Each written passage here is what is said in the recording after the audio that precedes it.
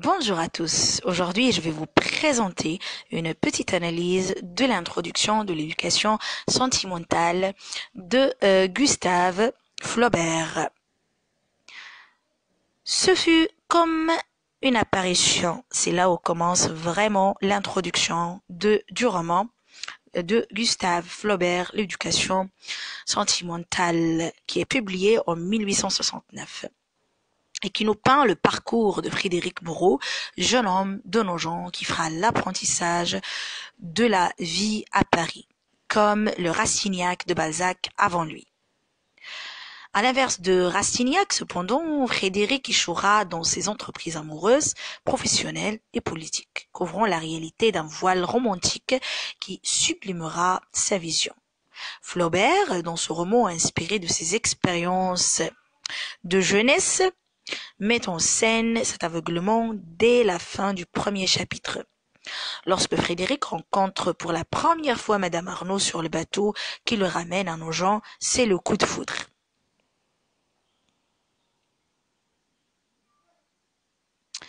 Commençons par le regard de Frédéric. Ici, dans la première partie du roman, nous avons donné une grande importance à la vue. Bien sûr, la vue de Frédéric.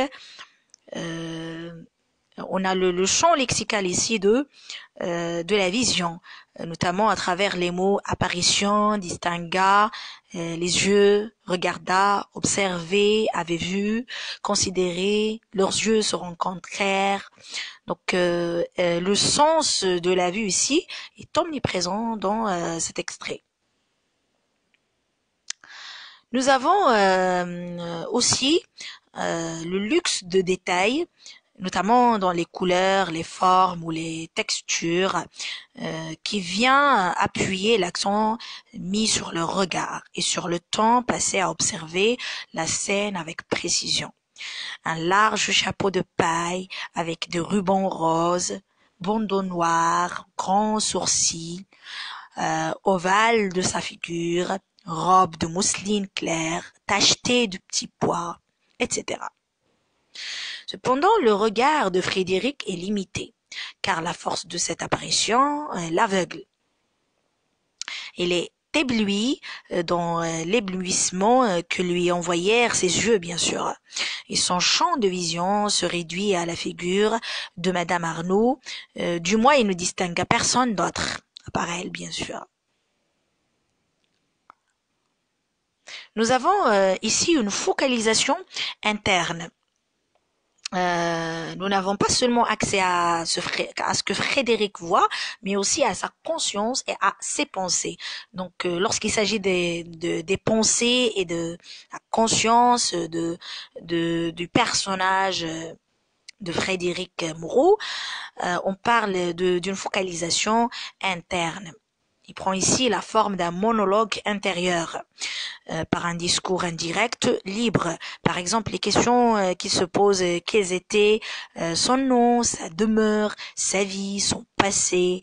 Il avait ramené des îles cette négresse avec elle.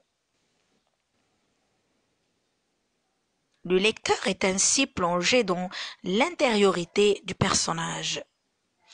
On observe alors un glissement entre ce que Frédéric voit et ce qu'il invente ou tente de deviner.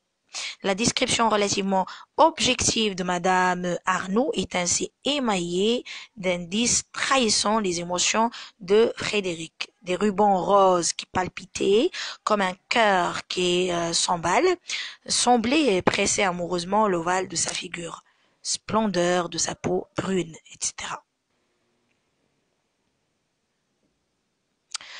Une scène de rencontre sublimée.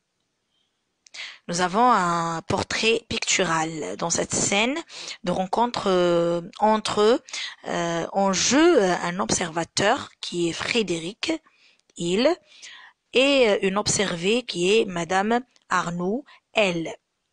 Alors que Frédéric est en mouvement, il passait, il fléchit, il se fumit, il fit plusieurs tours. Frédéric fit un bond.